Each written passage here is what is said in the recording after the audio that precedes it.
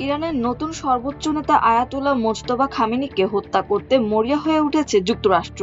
ইতোমধ্যে তার মাথার দামও ঘোষণা করেছে দেশটি। একই সঙ্গে তার সরকারের গুরুত্বপূর্ণ কর্মকর্তা ও সামরিক শীর্ষ কর্মকর্তাদের তথ্যের জন্য পুরস্কার ঘোষণা করেছে ওয়াশিংটন।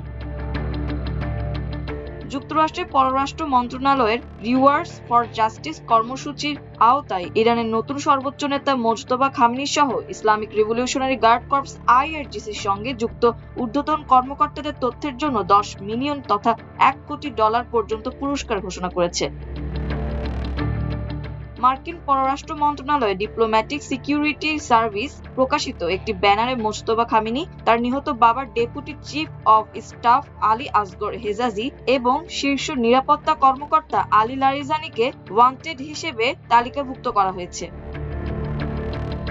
তালিকায় থাকা অন্য নামের মধ্যে আছেন সর্বোচ্চ নেতার সিনিয়র সামরিক উপদেষ্টা ইয়াহিয়া রহিম সাফাবি, স্বরাষ্ট্রমন্ত্রী ইস্কান্দার মোমেনি এবং গোয়েন্দা মন্ত্রী ইসমাইল খাতিব।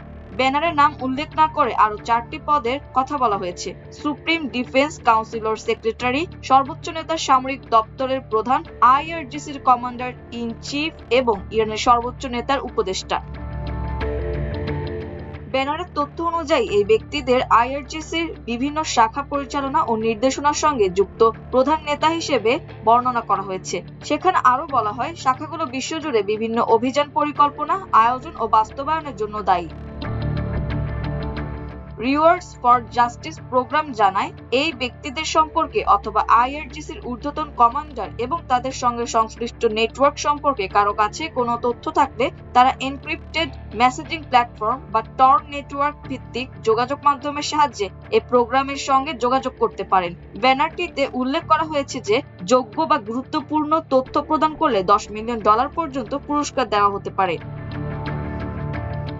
এদিকে মার্কিন সংবাদ মাধ্যম এক্সিওস জানিয়েছে, গত বুধবার G7 এর নেতাদের ভার্চুয়াল বৈঠকে যুক্তরাষ্ট্রের প্রেসিডেন্ট ডোনাল্ড ট্রাম্প বলেন, মধ্যপ্রাচ্যের চলমান যুদ্ধে ইরান আত্মসমর্পণ করতে চলেছে। এক্সিওসের এই খবরে বলা হয়েছে, বৈঠকে ট্রাম্প বলেন, আমাদের সবার জন্য হুমকি হয়ে দাঁড়ানোর একটি ক্যান্সার থেকে মুক্তি পেয়েছি।